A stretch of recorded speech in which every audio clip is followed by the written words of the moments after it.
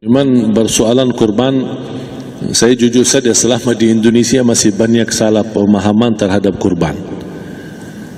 Dan saya pernah berkata, memang Islam kita di Indonesia Islam keturunan. Ya, jadi asal tahu saja ya. Ya, tapi dari segi belajaran, mohon maaf ya, kita terlalu jauh terhadap pemahaman. Yang saya maksud, kita melaksanakan sesuatu tapi kita sudah belajar, sudah tahu, bukan hanya asal saya dengar, saya lihat, saya bukan sebatas itu, tapi kita punya dasarnya. Dan ini kelemahan kita, di antaranya kurban. Saya pernah mendengar, bukan malah sering mendengar soal kurban dihitungkan beroran. Jadi keluarga suami istri sama 5 anak berarti jumlah 7, wajib sapi. Kalau kurang daripada itu, atau misal suami istri tidak mampu, boleh ini tahun kurban kambing atas nama suami, tahun depan atas nama istrinya. Ini hal keliru sebenarnya. Yang dihitungkan soal kurban beda sama akikah dan beda sama zakat fitrah. Zakat fitrah sama akikah terhitung beroran. Akikah laki-laki 2 kambing, perempuan 1. Kalau tidak mampu boleh. Kalau ada kembar laki sama perempuan berarti 3 kambing. Tapi kalau tidak mampu boleh 1 kambing, tidak masalah. Dan tidak ada istilah sekarang saya kurban tapi nanti sisanya seolah-olah ada hutang sama Allah. Sesuai kemampuan kita. Di antaranya kurban. Kurban hitungannya berkeluarga, bukan beroran.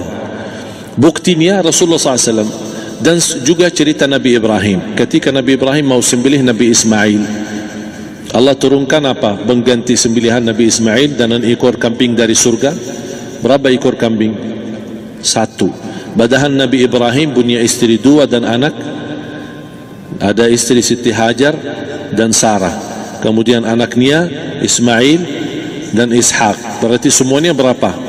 5. Kenapa Allah tidak turunkan 5 ekor kambing? Karena hitungannya memang 1 keluarga. Yang kedua, Rasul sendiri sembelih 2 kambing. Pertama, Bismillah atas nama Muhammad dan keluarga Nabi Muhammad. Padahal kita tahu keluarga Nabi Muhammad SAW termasuk keluarga besar. 11 istri, belum lagi anaknya laki-laki sama perempuan. Ada yang hidup maupun sudah mati, sudah termasuk semua. Yang hidup maupun mati. Yang kedua, Rasul sembelih sembelihan yang kedua atas namaku dan umatku. Umatnya berapa miliar? Cuma 1 ekor kambing. Kenapa Rasulullah SAW berkurban atas nama dirinya dan umatnya?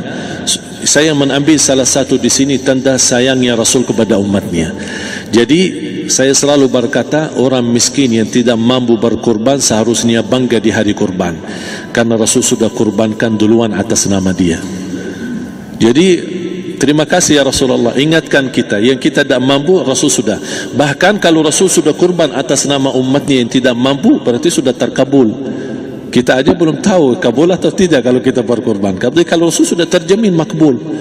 Oleh sebab itu, hitungan kurban itu adalah 1 keluarga. Misal, bapa punya istri, punya anak. Itu kalau mampu sapi silahkan. Mampu 1000 sapi silahkan. Kalau soal kemampuan tidak ada masalah. Tapi kalau soal kewajiban, tidak ada wajib lebih daripada 1 ekor kambing. 1 ekor kambing. Misal, kalau bapa punya istri 4. Misal. Cuman ini misal. Ya. Istrinya 4. Setiap istri anaknya 10. Berarti jumlah berapa? Anak 40, istri 4, berarti 44, sama bapa 45. Wajib 1 ekor kambing saja, cukup untuk semua ini. Tapi kalau soal mampu, ya silahkan. Mau 1000 kambing boleh, mau 1000 sapi boleh. Tidak ada yang melarang kalau soal kemampuan. Dan kalau kita mau sembelih, Bismillah atas namaku dan keluarga. Tidak perlu bawa data-data nama keluarga. Jadi disebutkan tukang sembelihnya ada capek menunggu sambil sebutkan nama-nama. Tidak perlu. Udah Bismillah atas namaku dan keluarga. Termasuk kata atas namaku dan keluarga, termasuk orang tua yang sudah meninggal. Termasuk orang tua yang sudah, karena kita adalah hasil daripada orang tua. Itu sudah termasuk, tidak perlu kita sebutkan. Ada sebagian ulama membolehkan kalau kita mampu mau khusus kambing atas nama orang tua, tidak masalah kalau kita mampu. Tapi kalau kita tidak mampu, itu sudah termasuk orang tua kita bersama keluarga besar kita.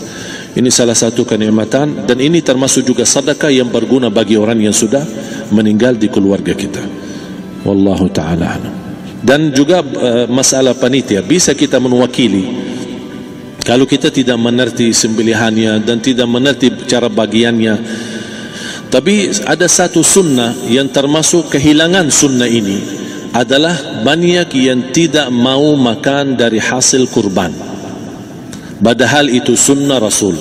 Dari akikah boleh makan, dari kurban pun boleh makan. Bahkan sunnah SAW dibagi 3. Sepertiga pertama dihadiahkan. Maksudnya kata dihadiahkan kepada orang kaya. Misal tetangga saya tapi orang kaya, dia bukan miskin, tapi boleh saling hadiah. Karena ada inti daripada hadiah silaturrahim. Ada keluarga kita termasuk mampu, tapi saya kasih, ini alhamdulillah saya sembelih sapi.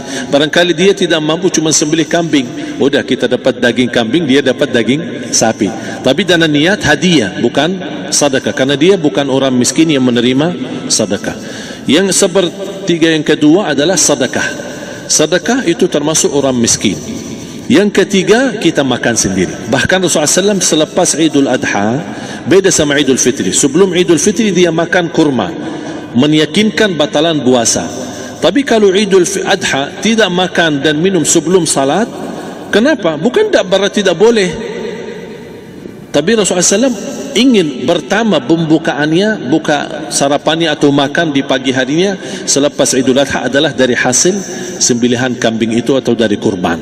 Jadi kita sebagian sedikit. Tapi kalau kita merasa alhamdulillah rezeki saya banyak di rumah, alhamdulillah banyak ada makanan, mau sedekahin semuanya, semua mau sedekahin, tidak masalah.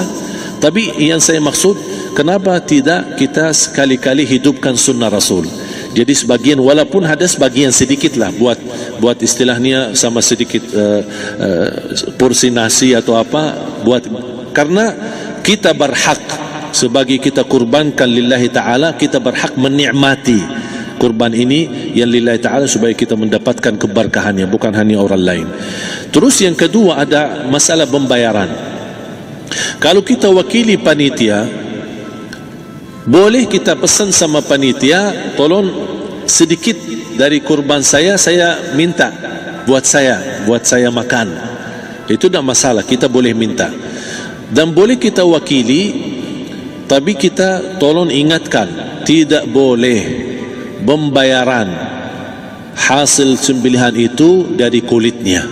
Ini menjadi salah satu persoalan di Indonesia. Banyak tukang sembelih datang, ketika kita tawarkan untuk sembelih ini, berapa pak? Oh tidak apa-apa, kasih aja kulitnya sama kepalanya. Jangan anda setuju, jangan anda terima.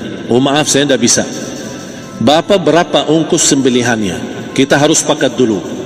Tidak, saya ikhlas, tidak apa-apa, seikhlasnya. Tapi yang penting kepalanya sama kulitnya. Itu aja yang saya minta, yang lain tidak apa-apa. Tidak boleh. Tidak boleh. Kenapa? Karena ini kurban. Kata kurban berarti lillahi ta'ala, bukan untuk jual beli. Kalau kita sudah bayar dari bagian kurban, berarti bukan lillahi ta'ala. Harus kita jaga amalan itu. Tapi bagaimana cara jalan keluarnya? Kita harus sepakat, ijab kabul. Sepakat dulu, Pak, saya udah begini, saya kasih untuk sembelihan 50.000. Bapak setuju? Ya udah setuju. Selesai kan? Sudah sembelih, sudah potong, sudah semua. Lepas ini semua kita kasih ongkos 50.000 ongkos sembelihannya. Habis itu, Pak, kulitnya sama kepala hadiah buat Bapak. Itu dah apa-apa, dah masalah. Tapi bukan untuk bayar sembelihan. Faham maksud saya? Harus dibedakan supaya jangan sampai amalan kita kurban, habis biaya, habis ini malah tidak diterima karena sudah kita bayar sebagian daripada kurban. Saya silahkan bayar apa yang kita sepakati, mau hadiahkan kepada dia karena kita tidak bisa guna. Buat apa yang kita mau gunain kulitnya, tidak bisa, tapi mereka buat mereka lebih berguna, oleh karena itu kita bisa hadiahkan untuk mereka. Bahkan kita bisa juga kasih daging untuk mereka bisa menikmati sebagai sedekah. Wallahu taala alam.